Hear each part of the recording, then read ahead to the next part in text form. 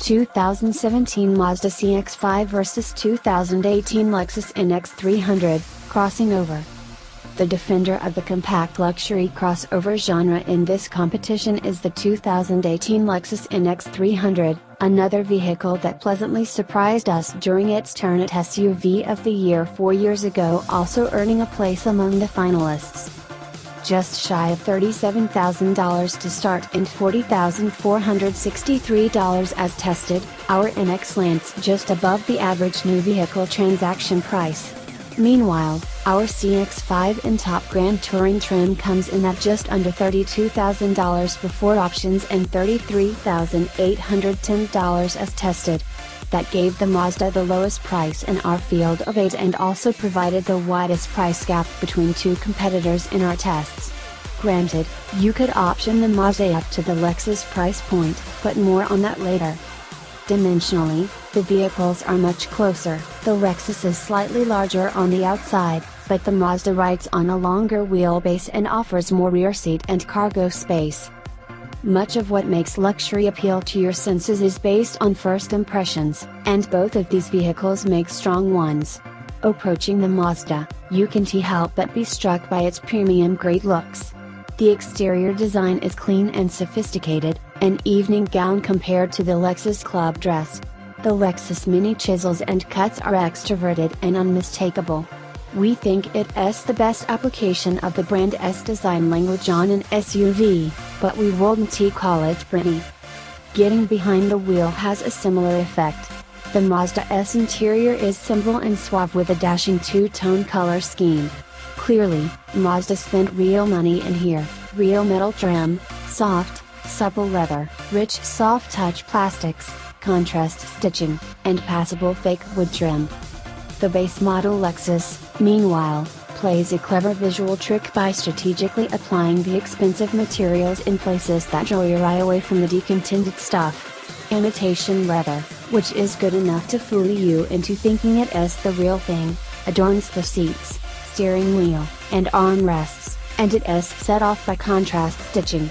Even the silver-hued plastic trim employs a satin finish that looks expensive.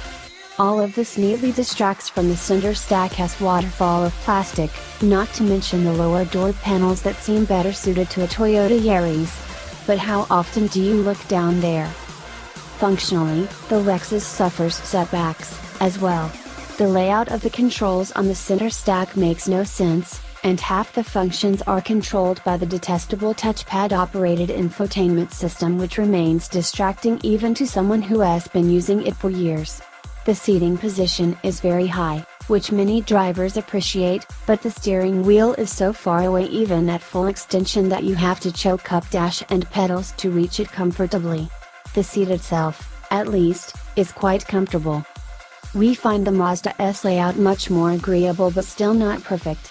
The control layout is more traditional and ergonomic, save the rotary controller for the infotainment system, which is so far rearward on the center console that it requires an awkward, gnarled wrist reach. The screen itself is touch-sensitive, a nice alternative to the knob, but it has a long reach, and the screen is small by today's standards. The full-color head-up display, by contrast, is a premium touch. The seat, though, is harder and flatter than we'd like. Firing the engine and heading out for a drive, the first thing that strikes you is how quiet the Mazda is. Isolation from the outside world is a luxury hallmark, and Mazda has made it a priority. Indeed, applying a professional-grade sound meter to both vehicles returned surprising results. Cruising at 65 miles per hour, the average ambient noise in each vehicle's cabin is identical. When is the last time you got in a mainstream vehicle that was as quiet as a luxury car? The Lexus does have a slight advantage, though, as it is quieter under full throttle acceleration, but you'll do a lot less of that than cruising on the freeway. As you re-driving, you'll notice the two crossovers have distinct driving personalities. In our experience, the modern luxury shopper equates a degree of sportiness with luxury, and the Mazda has many more degrees than the Lexus. There is a lightness and nimbleness to the way the Mazda drives, responding immediately and smoothly to your inputs. It can induce smiles even in gentle bends. The engine is generally well matched to the vehicle, though it could use a little more torque on the bottom end, and the transmission shifts as smoothly and smartly as that of the Lexus. The trade-off is a firmer ride, but it has a worthwhile one.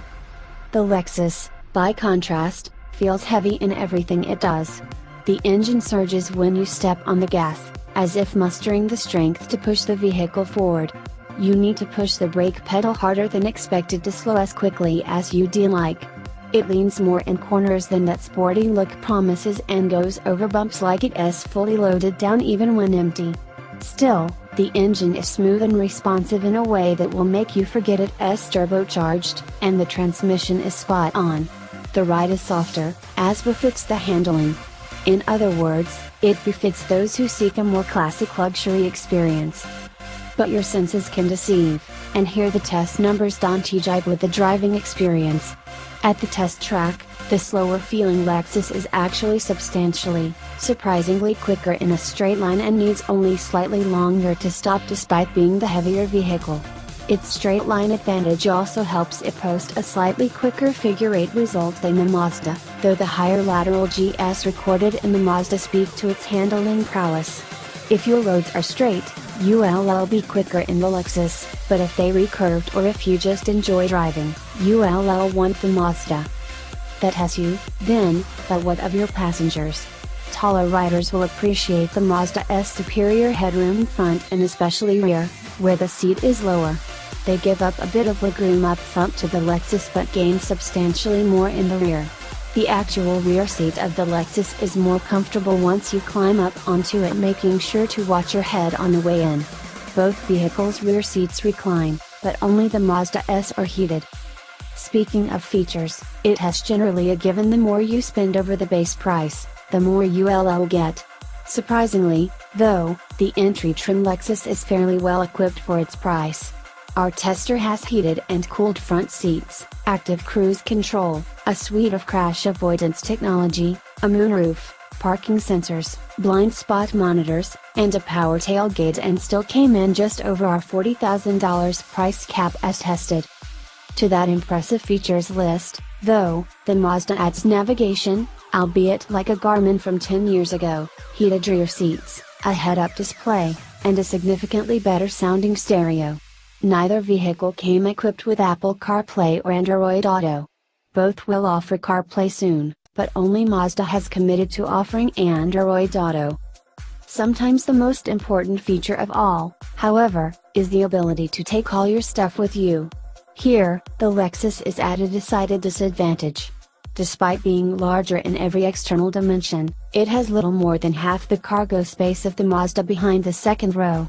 Lowering the rear seats makes the two nearly equitable behind the first row, though to do so in the Lexus you'll have to go around to the side doors, while the Mazda has release handles in the cargo area. Most other times, time itself is the greatest luxury. The less of it spent at the gas station, the better. You'll likely see the pump a bit less often with the Lexus despite it being turbocharged. The two offer nearly identical EPA estimated fuel economy, with the Mazda claiming a 1 mile per gallon advantage across the board. In a real MPG testing, though, the Mazda struggles in city driving and excels in highway driving. The Lexus is consistent in the city and better than advertised on the highway. Per our testing, the Lexus combined fuel economy is noticeably better. Some say time is money, but money is actually money. In addition to the purchase price, you're going to incur costs in ownership, including repairs, routine maintenance, registration fees, insurance, and fuel. Then, when it comes time to sell, you'll have to face the hammer of depreciation. Per data collected by our partner IntelliChoice, you're going to come out ahead with a Mazda over 5 years of ownership. Much of this owes to the lower purchase price and subsequently lower financing costs, but IntelliChoice predicts lower insurance and maintenance costs, as well. The Mazda S residual value after 5 years is also surprisingly close to that of the Lexus, which is generally considered the industry gold standard and was the highest of all 8 vehicles we evaluated for this test. In what was by far the closest decision of these 4 comparison tests, this is what it came down to: money. The actual vehicles are so evenly matched that if they cost the same, we might recommend the Lexus for the badge appeal and white glove dealer treatment alone. That has far from the case, though. As they sit, there is a $6,653 price gap between the two, and that is impossible to ignore. You could knock the options off the Lexus and get it down to a $3,170 gap, which is more palatable but with less stuff to show for it.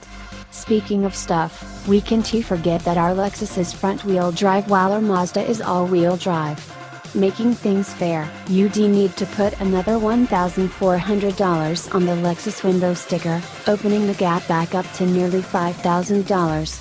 At the all-wheel drive NX300's $38,380 starting price, you could have a CX-5 Grand Touring fully loaded with every accessory Mazda offers, right down to the locking lug nuts. When it comes right down to it, the gap of more than $6,500 for two equally matched vehicles is just too wide to bridge. With the degree to which vehicles can vary, it is not often we can say you can get the same or better for less, but if you recrossed shopping the Mazda CX-5 and Lexus NX300, you absolutely can. Mazda won this $40,000 battle, but you might have your own priorities as far as practical wants and needs. So for those still on the fence,